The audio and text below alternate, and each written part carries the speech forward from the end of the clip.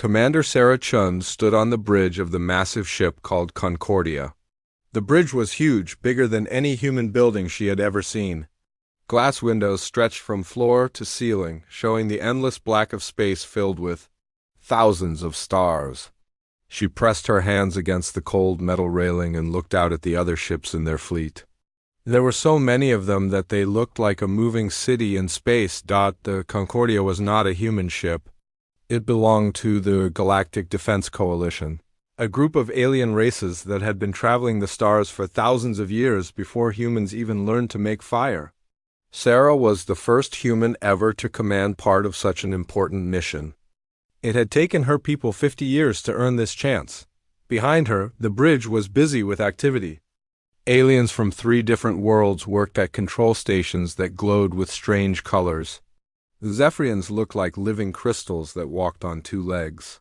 Their bodies were clear like glass but sparkled with blue and green lights inside. When they moved, they made soft ringing sounds like wind chimes. The klaxons looked like giant ants that stood as tall as humans. Their black shells were hard and shiny, and their 4 arms moved quickly over their controls. The Lumina were the strangest of all. They had no solid bodies, just clouds of bright energy that floated in special suits shaped like humans. Sarah watched Captain Vextar of the Zephyrians as he worked at his station. His crystal body flashed with different colors as he read reports from the other ships. Vextar had been her partner in many smaller battles over the past 5 years. She thought she understood him, even though his people were very different from humans. The Zephyrians always followed exact rules and never changed their plans once they made them. War Prime. Scrix of the Klaxons clicked his mandibles as he studied the battle maps. His people were fighters who had been soldiers for millions of years. They'd bred their children to be warriors and nothing else. Scrix had 4 arms, and each one could hold a different weapon. He had fought in more battles than Sarah had been alive. When he spoke, his voice sounded like metal scraping against metal. The 3rd alien commander was Luxara of the Luminar. She floated near the main display screen, her energy body glowing bright yellow inside her containment suit. The Luminar were the oldest race in the Coalition. They had given up their physical bodies long ago to become pure energy. They could think faster than any computer and see things that others missed, but they were also the hardest to understand. They spoke in riddles and often seemed to know things they should not know. Sarah looked back at the display screen that showed their target. The Kepler Nebula was a huge cloud of gas and dust that glowed with red and purple light. It was beautiful, but it hid the most dangerous enemy the galaxy had ever known. The Void Swarm lived somewhere inside that nebula. They were a race of creatures that thought with one giant mind. They traveled from star to star, eating everything they found. Planets, ships, people, even the stars themselves. Nothing was safe from the swarm. For 20 years, the swarm had been growing stronger. They had already destroyed 7 star systems and millions of lives. The Coalition had tried to stop them many times, but the swarm was too smart and too fast. They seemed to know what the Coalition would do before they did it. That was why this mission was so important. The Coalition had spent 3 years planning this attack. They had found the main nest of the swarm, hidden deep in the nebula. If they could destroy it, they could stop the swarm forever. Sarah's part in the plan was the most dangerous. She would lead the human ships into the nebula first. The humans would break through the swarm's outer defenses and make a path for the main fleet. It was a job that required speed, courage, and the ability to think quickly when things went wrong. The alien commanders had chosen humans for this job because humans were good at adapting to new situations. The other races were older and more advanced, but they thought in rigid patterns. Humans were unpredictable, and that made them useful in battle. The human fleet was much smaller than the alien fleets. Sarah commanded only 50 ships compared to the thousands that the Coalition had brought. But the human ships were fast, and their crews were brave. Each human ship carried 200 people who had volunteered for this mission knowing they might not come home. They were engineers, soldiers, pilots, and scientists who represented the best of humanity. Sarah turned to look at her own crew on the bridge. Lieutenant Commander Marcus Webb was her second in command. He was a calm man who never got excited even in the worst battles. He had been with Sarah for 8 years and knew her thoughts almost before she spoke them. Beside him stood Dr. Elena Vasquez, the mission science officer. Elena had spent her whole life studying the Void Swarm. She knew more about their biology and behavior than anyone else in the coalition. At the weapons station, Chief Gunner Tom Patterson checked his systems. One more time. Tom had been a soldier on Earth before joining the space fleet. He could hit targets that seemed impossible to reach. The communication system buzzed with an incoming message. Vexstar S crystal form flashed bright blue as he spoke. His voice sounded like music, but Sarah had learned to understand the different tones that meant different emotions. Commander Chun, Vexstar said, all fleets report ready status. The Zephyrian formation will hold the center position. The Klaxon heavy ships will provide covering fire. The Luminar will coordinate our movements. Your human forces will begin the assault in 30 minutes, Sarah nodded. My ships are ready, Captain. We've run the battle plan 100 times. My people know what to do. War Prime Scrix clicked his mandibles, and what Sarah had learned was approval. Humans fight with passion, he said in his scratchy voice. This is good. The swarm respects only strength and violence. Your people understand this better than most. Luxara S energy form pulsed with soft white light. When she spoke, her voice seemed to come from everywhere at once. The paths of possibility are complex, Commander Chun, but in most futures, your courage opens the way to victory. Trust in your instincts. They will serve you well in the darkness ahead. Sarah felt a chill when Luxara spoke.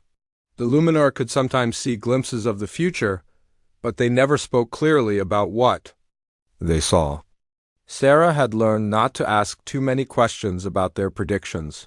Some knowledge was too dangerous to have before a battle. All ships prepare for a hyperspace jump, Sarah announced into her communication device. We jump to the nebula. Edge in 15 minutes. Once we arrive, there's no turning back. Check your weapons, check your shields, and remember why we're here. The swarm has killed billions of innocent people. Today we stop them. The bridge became quiet as everyone focused on their final preparations. Sarah looked out at the human ships one more time. Each one was full of people who trusted her to bring them home safely. She had never felt the weight of command more heavily than she did at this moment. Marcus stepped beside her and spoke quietly. The crew believes in you, Sarah. So do I. We've trained for this moment for 3 years. We're ready. Sarah smiled. At her old friend, I know we are, Marcus. But I can't shake the feeling that something is wrong. The intelligence about the swarm's location came too easily. For 20 years, we couldn't find their main nest. Then suddenly we discover it and plan a perfect attack? It feels too convenient. You're just nervous, Elena said, joining their conversation. It's natural before a big battle. The intelligence is solid. I've checked it myself. The swarm is definitely in that nebula, and they don't know we're coming. Sarah wanted to believe her science officer, but her instincts told her to be careful. In her 10 years of military service, she had learned to trust those instincts. They had saved her life more times than she could count. But this mission was too important to let doubt interfere with the plan. The coalition was counting on her, and she would not let them down. Jump in 5 minutes, Tom announced from his station. All human ships report ready. Sarah took a deep breath and prepared herself for battle. In a few hours, they would either save the galaxy or die trying. She had no way of knowing that before this day ended, she would discover that the real enemy was not the Void Swarm at all. The hyperspace jump felt like falling through a tunnel made of stars. Sarah held onto the bridge railing as reality twisted around them. Colors that had no names flashed past the windows. Then, with a sudden jolt that made her stomach flip, they arrived at the edge of the Kepler Nebula. The view outside took Sarah's breath away. The nebula stretched before them like a wall of fire. Red and purple clouds of gas swirled in massive spirals. Lightning crackled between the dust particles, creating brief moments of brilliant white light. It was beautiful and terrifying at the same time, But Sarah was not looking at the beauty. Her eyes were fixed on the tactical display that showed enemy positions. What she saw made her blood run cold. "Marcus, are you seeing this?" she asked quietly. Her second-in-command leaned over the display screen. His face went pale. "Those formations are too perfect. The swarm ships are positioned exactly where our intelligence said they would be. Every single ship is in the predicted location." Sarah felt her worst fears coming true. In 20 years of fighting the Void Swarm, they had never been this predictable. The Swarm was famous for changing their tactics constantly. They adapted to every attack and learned from every battle. For them to be sitting in perfect formation like this meant only one thing: they were expecting the coalition to arrive. "Elena, scan those swarm ships," Sarah ordered. "I want to know everything about their positions and movements." Dr. Vasquez worked quickly at her science station. Numbers and graphs flashed across her screen. After a few minutes, she looked up with confusion on her face. "Commander, this doesn't make sense. The swarm ships are not just in formation, they're in defensive positions that perfectly counter our attack plan. It's like they've read our battle strategy." Sarah's hands gripped the railing tighter. She opened the communication channel to Captain Vexstar on the Coalition command ship. "Captain, we need to talk about these enemy positions. Something is very wrong here." Vexstar's crystal body flashed with blue light, but his tone was dismissive. "Commander Chun, you are seeing patterns that do not exist. Our intelligence is perfect. The Zephyrian Analysis Division has studied this data for months. There is no error." "But sir, the swarm has never been this predictable before. In every previous battle was a minor engagement." War Prime Scrix interrupted, his voice crackling through the communication system. "This is their main nest. They are confident in their defenses. They do not expect us to attack with such force." Sarah wanted to argue more, but she could see that the alien commanders had already made up their minds. Luxara's energy form pulsed on the screen, but the Luminar said nothing. Her silence worried Sarah more than the others' confidence. "All ships, begin the assault," Vexstar commanded. "Human forces will advance first according to plan. Break through their outer defenses and create an opening for the main fleet." Sarah looked at her crew. Marcus met her eyes and nodded slightly. Elena checked her instruments one more time. Tom's hands moved over his weapons controls. They were all ready to follow her into battle, even though they shared her doubts. "Human fleet, this is Commander Chun," Sarah announced to her 50 ships. "We're going in first, just like we planned. Stay close to your wing leaders, watch each other's backs. And remember, if something feels wrong, trust your instincts." The human ships moved forward into the nebula. The gas clouds made visibility poor, and their sensors had trouble working properly. Sarah's ship, the Defiant, led the formation. Behind her, the other human vessels spread out in a wide arrow shape designed to punch through enemy lines quickly for the first 10 minutes. Everything went according to plan. The outer ring of swarm ships seemed surprised by the human attack.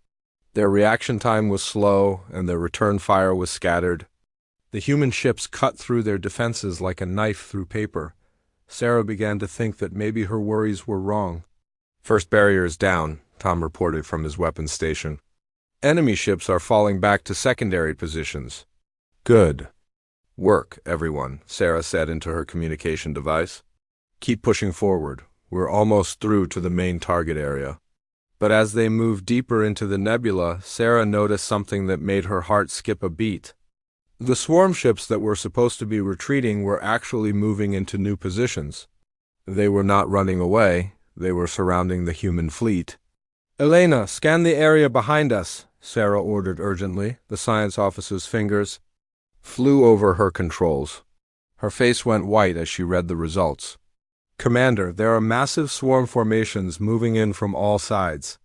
They're not retreating, they're closing a trap around us."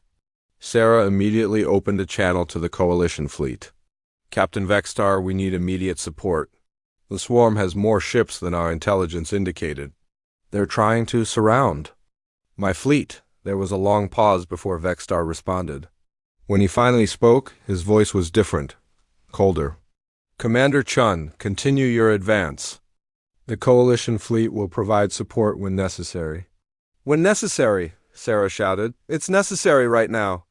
My ships are outnumbered 10-1. Follow your orders, Commander, War Prime Scrix said. His voice sounded almost happy. Continue. The attack. Sarah stared at the communication screen in disbelief. Something was terribly wrong. The alien commanders were not acting like allies anymore. They were acting like... Commander! Marcus yelled from his station. Coalition ships are powering up their weapons. Sarah spun around to look at the tactical display. What she saw there destroyed everything she thought she knew about her allies. The Coalition ships, Zephyrian crystal fighters, Klaxon heavy cruisers, and Luminar energy vessels were all turning their weapons toward the human fleet. This can't be happening, Elena whispered, but it was happening. The first blast came from a Klaxon plasma cannon. It struck the human ship Courage and tore through its hull like it was made of paper. The ship exploded in a ball of fire that lit up the nebula for miles around. 200 human lives ended in an instant. More shots followed. Zephyrian crystal beams cut through human shields as if they didn't exist. Luminar energy weapons overloaded human systems and left ships helpless. In space.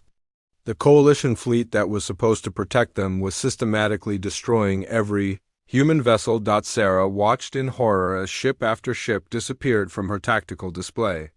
The Atlanta was hit by 3 plasma bolts and broke apart. The New York took a crystal beam through its engine section and lost power. The Miami was surrounded by Klaxon fighters and torn to pieces by concentrated fire. All human ships, scatter. Sarah screamed into her communication device. Coalition fleet has turned hostile. Repeat, Coalition fleet is attacking us. Break formation and run. But there was nowhere to run. The aliens had planned this perfectly. The human ships were deep in the nebula, surrounded by both the Void Swarm and their former allies. They were trapped between two enemies with no way to escape. Captain Vextar's voice came through the communication system one more time. His crystal form appeared on the screen, but now his lights were cold and cruel. Instead of friendly, the sacrificial phase is complete. Humanity has served its purpose. Served our purpose? Sarah demanded. What are you talking about? We're your allies. Vextar's lights flashed in what Sarah now realized was amusement. You were never our allies, Commander Chun. You were our weapons. A useful tool to weaken the Void Swarm before we destroy them completely. Your species has always been too dangerous to allow long-term survival. This was the perfect opportunity to eliminate the human threat while accomplishing our strategic goals. The truth hit Sarah like a physical blow. The entire mission had been a lie. The Coalition had never intended to work with humanity as equals. They had brought humans along as cannon fodder, planning to sacrifice them from the beginning. The intelligence about the swarm positions had been accurate because the aliens wanted the swarm to be ready for the human attack. They wanted both sides to destroy each other. War Prime Scrix's scratchy voice joined the conversation. Your people fight well, but you breed too quickly and adapt too fast. In a few more generations, you would have been strong enough to challenge. US, we could not allow that to happen. More human ships died as Sarah listened to their betrayal being explained. The Phoenix took multiple hits and lost life support. The Denver was rammed by a Klaxon cruiser and split in half. Brave men and women who had volunteered to save the galaxy were being murdered by the very people they had trusted. Luxara's energy form finally spoke, her voice sad but determined. This outcome was always the most likely future, Commander Chun. Your species' potential was too great. We have done this before with other young races. It is necessary for galactic stability. Sarah felt rage building inside her like a volcano about to explode. You've done this before? You've betrayed other species like this? Many times, Vextar said simply. The Karanti were excellent miners before we eliminated them. The Helians were skilled engineers, the Vaxen were natural explorers. All of them became too dangerous to permit continued existence. Just like humans. The Defiant shook as enemy fire struck their shields. Tom returned fire, but their situation was hopeless. They were one ship against thousands. Around them, the last of the human fleet was being destroyed. Sarah. The Defiant shook violently as it flew deeper into the nebula. Red lightning crashed against their shields, and the ship's hull groaned under the pressure of the dense gas clouds. Sarah held onto her chair as warning lights flashed all over the bridge. The radiation was so strong that their instruments could barely work. Hull temperature rising to dangerous levels, Tom reported from his station. Shields are down to 30%. Keep going, Sarah ordered. We need to get far enough in that they won't follow us. Behind them, 3 other human ships struggled to keep up. The Ranger, the Boston, and the Chicago were all that remained of the 50 ships that had entered the nebula. Less than 800 people were left alive from the 10,000 humans who had started the mission. Marcus worked frantically at his navigation controls. I'm reading some kind of structure ahead. It's big, maybe the size of a space station? Elena looked up from her science station with excitement. It's not natural. The metal composition is... Wait, this is impossible. Commander, those readings match human technology, but the design is thousands of years old. Sarah stared at the science officer. Human technology? That can't be right. We've only been in space for 200 years. I know it sounds crazy, but the molecular structure of that metal is definitely human-made. It's just much more advanced than anything we know how to build today. Through the swirling gas clouds, a massive shape began to appear on their screens. It was a space station unlike anything Sarah had ever seen. The structure was enormous, easily 10 times larger than the biggest human space city. It was built in a design that looked both alien and familiar at the same time. Strange symbols covered its hull, and weapon systems that Sarah couldn't identify pointed out in all directions.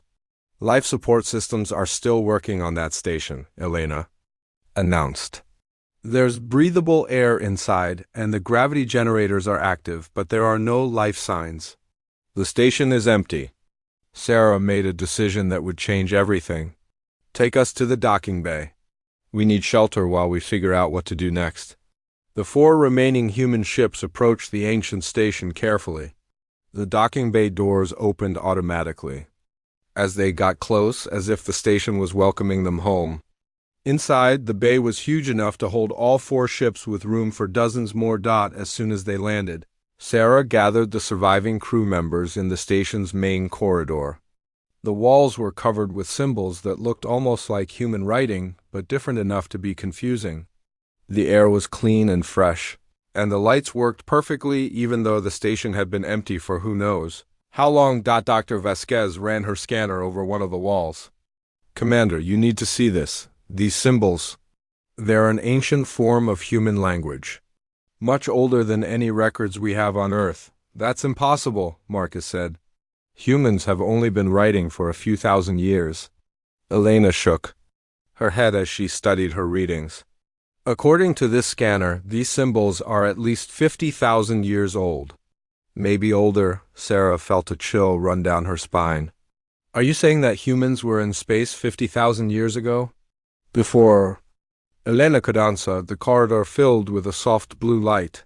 A holographic figure appeared in front of them. It looked human, but wore clothes that were unlike anything Sarah had ever seen. The figure was tall and strong, with kind eyes and a gentle smile.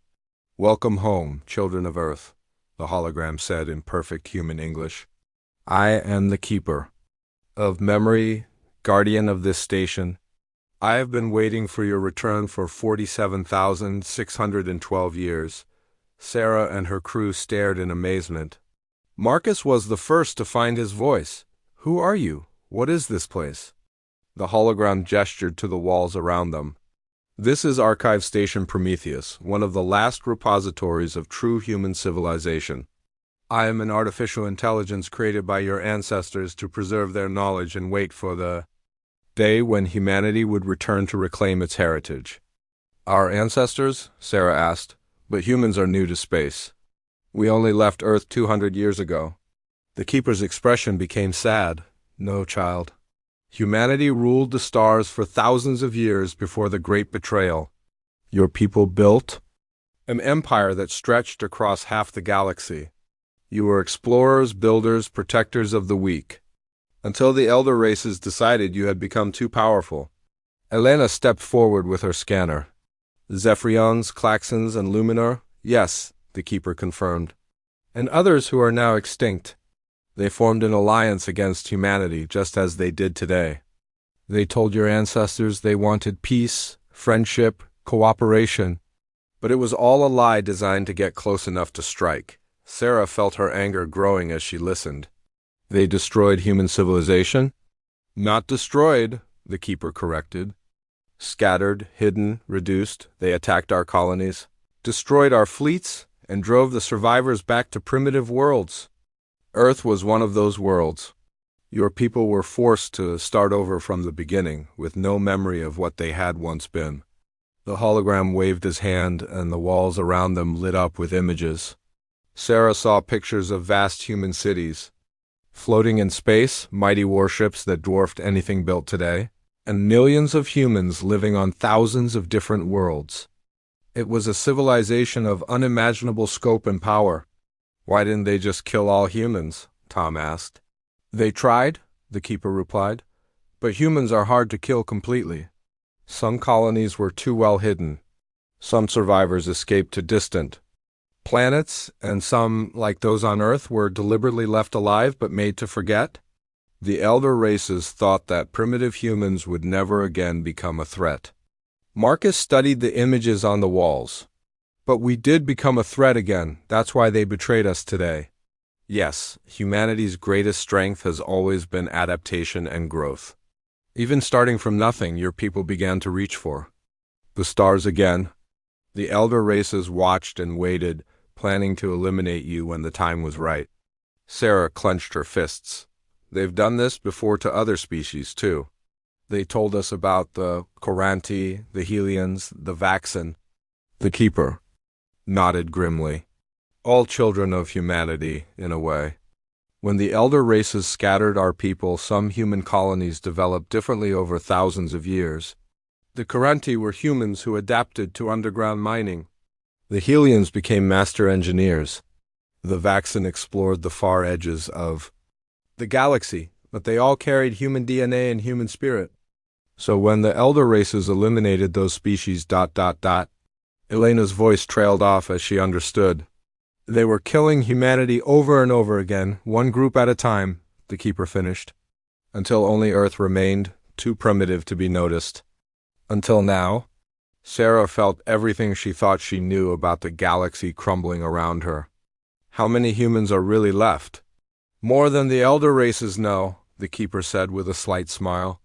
When the great betrayal happened, some human leaders saw it coming. They prepared hidden colonies, secret bases, underground networks. Many of those survived and have been growing quietly for thousands of years. They've been waiting for a signal to reveal themselves. The hologram gestured, and a star map appeared on the wall. Dozens of points glowed with soft light scattered across the galaxy. These are the hidden worlds. Millions of humans live there, descendants of the refugees from the ancient war. They remember the truth about humanity's past. They've been preparing for the day when the elder races would try this again. Sarah stared at the map. Why didn't they help us today? Why didn't they warn us about the betrayal? Because they needed proof, the keeper explained. For 40,000 years, some humans on the hidden worlds argued that the elder races had changed, that they truly wanted peace this time. Others believed that the elder races would always see humanity as a threat. Today's betrayal has settled that argument forever. Tom looked around at the advanced technology surrounding them. What about all this? Can we use it? The keeper's smile grew wider. This station contains the collected knowledge of ancient humanity, weapons that can destroy entire fleets, ships that can travel between stars in minutes instead of days, medical technology that can extend human life for centuries. All of it designed to be operated by human crews. Elena ran her scanner over a nearby control panel. Commander, the technology is responding to our presence. It's like it recognizes our DNA. Because It does, the keeper confirmed. Ancient human technology was designed to work only for humans. It cannot be stolen or copied by other species. That is one reason why the elder races feared you so much. Your ancestors built things that only humans could use. Sarah walked over to one of the control panels. As soon as she touched it, it lit up with information that somehow she could understand, even though she had never seen anything like it before. The knowledge seemed to flow directly into her mind. The station is offering you a choice, the keeper said. You can take one of our hidden ships and flee to the secret colonies. You will be safe there, and your species will survive. Or you can stay and learn to use the ancient weapons. But if you choose that path, you will be declaring war on the elder races. Sarah looked at her surviving crew members. Marcus nodded grimly. Elena's eyes burned with scientific curiosity. Tom was already studying the weapon systems with obvious interest. The next 3 days changed everything Sarah thought she knew about being human. The ancient station seemed alive around them, responding to their presence like a sleeping giant waking up. Every time she touched a control panel, knowledge flowed into her mind. Information that should have taken years to learn became clear in minutes. This is incredible, Elena said as she worked at a science station that was more advanced than anything on Earth. The medical technology here could cure diseases we don't even have names for. And the star maps. Commander, there are human colonies everywhere, hundreds of them. Marcus was learning to pilot one of the ancient ships. The vessel was sleek and beautiful, shaped like a silver arrow with wings that seemed to flow like water. The navigation system is amazing. I can plot a course to anywhere in the galaxy and arrive in hours instead of months. Tom was having the most fun of all. The weapons on the ancient ships were beyond anything he had ever imagined. These quantum torpedoes can punch through any shield. The particle beams can cut a starship in half. And this, he said, pointing to a large weapon on the display, this can destroy an entire fleet with one shot. But Sarah was focused on something else. The keeper had shown her the communication system that connected to all the hidden human colonies. For 40,000 years, these colonies had stayed hidden, waiting for the right moment to reveal themselves. That moment had finally come. Keeper, Sarah said as she stood before the holographic figure, I need to talk to the leaders of the hidden colonies. It's time to tell them what happened. The keeper nodded and activated the communication array. The wall in front of Sarah lit up with dozens of screens, each showing a different human face. These were the descendants of the survivors from the ancient war. They had kept the true history alive, while Earth forgot everything. An older woman with silver hair spoke first. Commander Chun, we felt the disturbance in the nebula. The elder races have betrayed you, haven't they? Yes, Sarah replied. They used us as bait to weaken the Void Swarm, then tried to destroy our entire fleet. Most of my people are dead. A younger man with scars on his face leaned forward. We told the Earth Council this would happen. We tried to warn your people through hidden messages, but they chose to trust the aliens instead. Sarah felt anger rising in her chest. You knew this was going to happen and you didn't stop it. An elderly man with kind eyes shook his head sadly.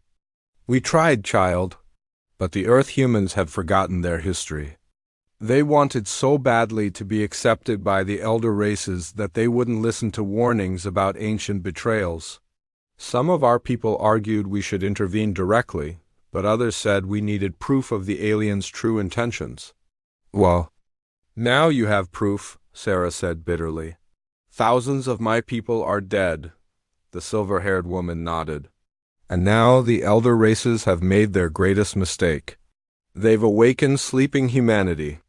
For 40,000 years, we've been preparing for this moment, building ships, training soldiers, developing weapons. We're ready for war, the scarred man smiled grimly. The question is, are you ready to lead us? The keeper says you've accessed the ancient command protocols. That makes you the highest-ranking military officer in known space. Sarah looked around at her small crew. Marcus, Elena, and Tom were watching the screens with amazement. They had gone from being the survivors of a destroyed fleet to becoming the leaders of a galactic rebellion in just 3 days. How many ships do you have? Sarah asked. Each colony has been building in secret, the elderly man replied. In total, we have over 10,000 warships, all based on ancient human designs. They're hidden in asteroid fields, gas clouds, and dead star systems throughout the galaxy. Elena gasped. 10,000 ships? That's larger than any fleet the Coalition has ever assembled. And they're all crewed by people who remember what the elder races did to our ancestors, the silver-haired woman added. Every colony has stories, passed down through generations about the Great Betrayal. Our people have been waiting for revenge for 40,000 years. But Sarah was thinking about more than just revenge. The Keeper had shown her something disturbing in the ancient records. There's something else you need to know. The Void Swarm isn't just another enemy. According to the station's files, there's something the elder races created. The screens fell silent as the colony leaders absorbed this information. Finally, the scarred man spoke. Created? How? Sarah called up the ancient files on her display. 50,000 years ago, there was a species called the Devourers. They were natural enemies of everyone, including humans. The elder races captured some of them and tried to turn them into weapons they could control. The experiment went wrong. Instead of controllable weapons, they created the Void Swarm, a hive mind that consumes everything it touches. So the elder races are responsible for the swarm too, Elena said quietly. The elderly man on the screen nodded grimly. That explains why the swarm appeared just as humanity was becoming strong again. The elder races probably released them to justify another alliance against a common enemy. Alliance they planned to break as soon as it was convenient, Marcus added.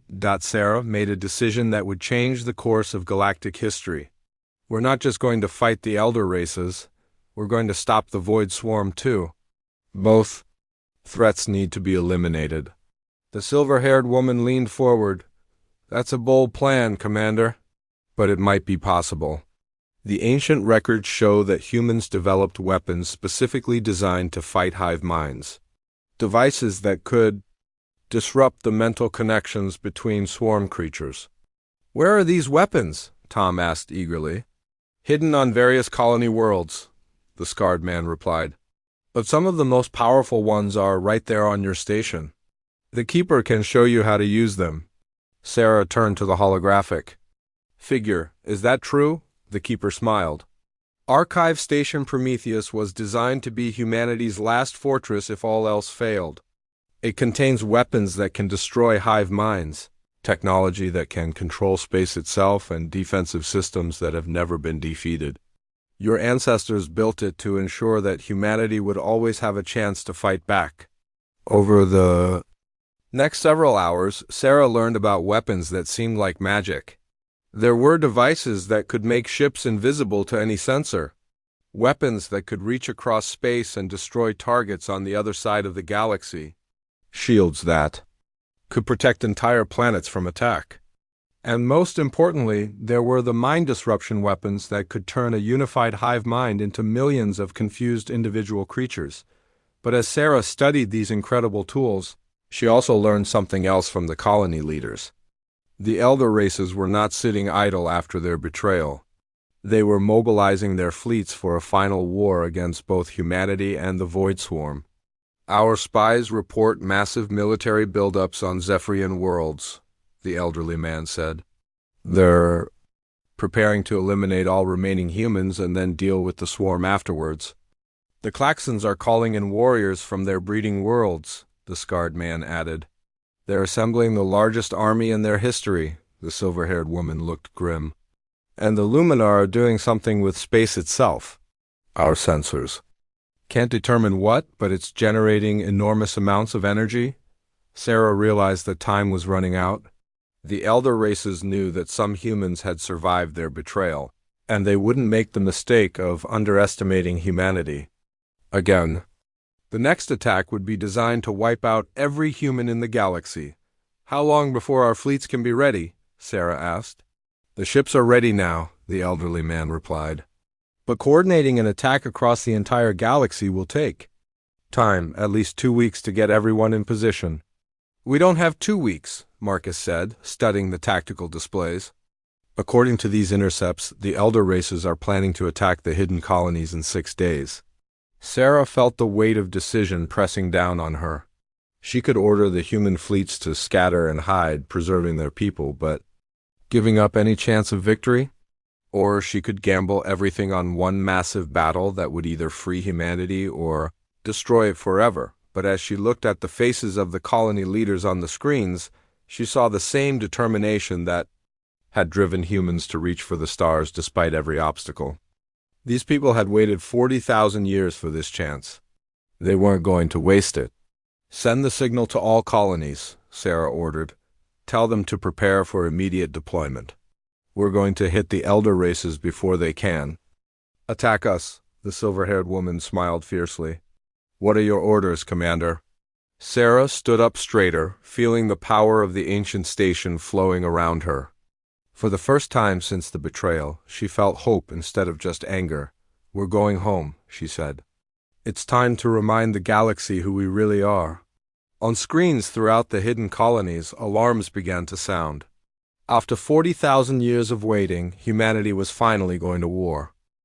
The day of reckoning came sooner than anyone expected. Sarah stood on the bridge of her new flagship, a massive ancient human warship called the Vengeance. The ship was 3 times larger than the Defiant and armed with weapons that could destroy entire fleets. Around her, the hidden human armada filled space for millions of miles in every direction. 10,000 ships had answered the call. They came from asteroid mining colonies, from hidden bases in dead star systems, from underwater cities on forgotten water worlds. Each ship carried crews who had grown up hearing stories about the great betrayal. Now they finally had their chance to make the elder races pay, but Sarah was not just thinking about revenge. The Keeper had detected something terrible happening in the Kepler Nebula. The void swarm was spreading faster than ever before, consuming everything in its path. Worse, intercepted communications showed that the elder races were losing control of their created monsters. "Commander," Elena reported from her enhanced science station, "the swarm has broken free from their original programming. They're not following elder race commands anymore. They're attacking everyone, including their creators." Marcus nodded from his position at the tactical display. "Coalition forces are in full retreat from the nebula. They've lost over half their fleet to the swarm in the past 2 days. Tom grinned as he checked his weapon systems. "Sounds like their plan backfired? Good." But Sarah knew the situation was more complex than simple revenge. If the void swarm continued to spread unchecked, they would eventually consume the entire galaxy. Every living world, every species, every hope for the future would be devoured by the creatures the elder races had foolishly created. The communication system activated, showing Captain Vexstar as crystal form on the screen. But instead of the arrogant confidence he had shown during the betrayal, the Zephyrian looked desperate and afraid.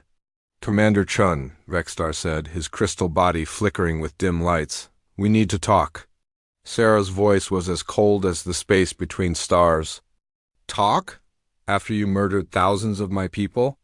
After you betrayed us when we trusted you?" "The situation has changed," Vexstar pleaded. "The void swarm is out of control. They're destroying everything, including our own worlds. We need to work together to stop them." War Prime Scrix appeared on another screen, his 4 arms gesturing frantically. "The swarm has consumed 17 Klaxon breeding worlds. Billions of our children are dead. We cannot stop them alone." Even Luxara appeared, her energy form flickering weakly inside her containment suit. "We made an error in judgment, Commander. Shen, we underestimated both the swarm's potential and humanity's resilience. We seek alliance once more." Sarah laughed, but there was no humor in the sound. "Alliance? You mean you want to use us again? Just like you've used every other species, before destroying them when they became inconvenient." "No," Vexstar insisted. "This time is different. The swarm threatens all life in the galaxy. If we do not stop them together, everyone dies. Sarah studied the three alien commanders who had betrayed her. She could see real fear in their eyes. For the first time in their long lives, they faced an enemy they could not defeat through treachery and manipulation. "You're right about one thing," Sarah said finally. "The swarm needs to be stopped, but we're not working with you. We're going to clean up the mess you created, and then we're going to deal with you." Before the aliens could respond, Sarah cut the communication. She turned to address her bridge crew and the thousands of human ships waiting for orders. "All ships, this is Commander Chun," she announced. "The elder races are begging us to save them from the monsters they created. They want us to forget their betrayal and fight alongside them once again. But we remember what they did to our ancestors 40,000 years ago. We remember what they did to us 6 days ago. And we remember all the other species they've eliminated over the millennia." She paused, looking out at the vast human fleet surrounding her flagship. "Today we fight not for the elder races, but for every innocent life in this galaxy. We fight for the billions who have already died because of alien arrogance and cruelty. And we fight to ensure that no species will ever again suffer the fate that humanity has endured." The response from the fleet was immediate. Thousands of voices cheered across the communication channels. After 40,000 years of hiding, humanity was finally ready to take back their place among the stars. The battle began at the edge of the Kepler Nebula. The void swarm had spread far beyond their original territory, creating a wall of living ships that stretched across multiple star systems. Behind them, the scattered remains of the coalition fleet ran in panic as their former weapons turned against them. Sarah's fleet approached in perfect formation. The ancient human ships moved with a grace and coordination that no other species could match. Their hulls shimmered with energy shields that could stop any weapon the galaxy had ever seen. "First wave, begin the attack," Sarah ordered. 1,000 human ships dove into the swarm formation. Their quantum torpedoes tore through swarm vessels like paper. Their particle beams cut enemy ships in half with surgical precision. But the swarm was vast, and for every ship they destroyed, 10 more took its place. "Deploy the mind disruption weapons," Sarah commanded. This was humanity's secret advantage. The ancient weapons designed specifically to fight hive minds activated across the fleet. Invisible waves of energy swept through space, targeting the mental connections that held the swarm together. The effect was immediate and devastating. Swarm ships that had moved in perfect coordination suddenly began flying in random directions. Some crashed into each other. Others simply stopped moving as their crews lost the ability to think as one mind. "It's working," Elena announced excitedly. "The hive mind is breaking apart. Individual swarm creatures are becoming confused and disoriented. But the swarm was not the only enemy. As the human fleet pressed deeper into the nebula, the coalition forces appeared from behind a gas cloud. Despite their losses to the swarm, the elder races still had thousands of ships, and they were all pointed at the human fleet. "So much for begging for our help," Marcus observed as enemy weapons powered up. "They were hoping we would weaken ourselves fighting the swarm," Sarah realized. "Then they planned to finish us off and claim they saved the galaxy." War Prime Scrix's voice crackled across the communication system. "Humanity ends today. Your species has been a plague on galactic stability for too long." The coalition fleet attacked with everything they had. Crystal beams, plasma cannons, and energy weapons filled space with deadly light.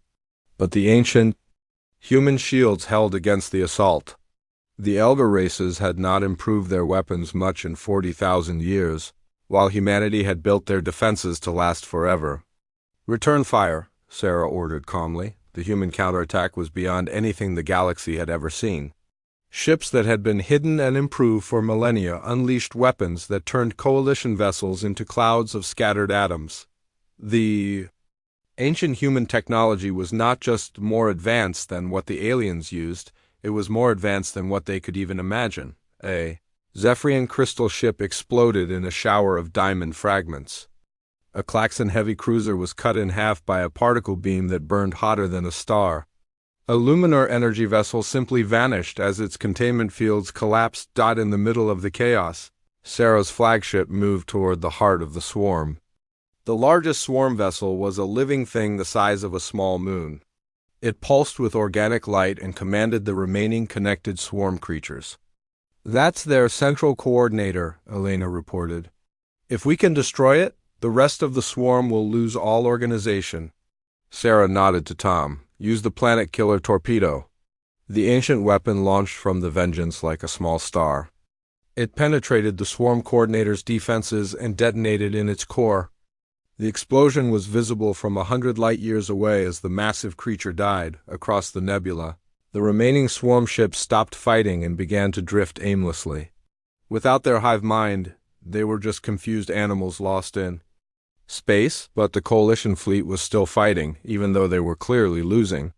Vexstar-S crystal ship appeared on Sarah's screen one last time, its hull cracked and leaking atmosphere. "You have won, Commander Chun," the Zephyrian admitted. "But what will you do now? Will you become the same kind of conquerors you accuse us of being?" Sarah considered the question carefully. Around her, the human fleet waited for orders. They had the power to destroy every alien ship in the nebula. They could conquer the Elder Race homeworlds and rule the galaxy through fear and violence. They could become everything they had fought against. "No," Sarah said finally, "we're not you." She opened a channel to all ships, both human and alien.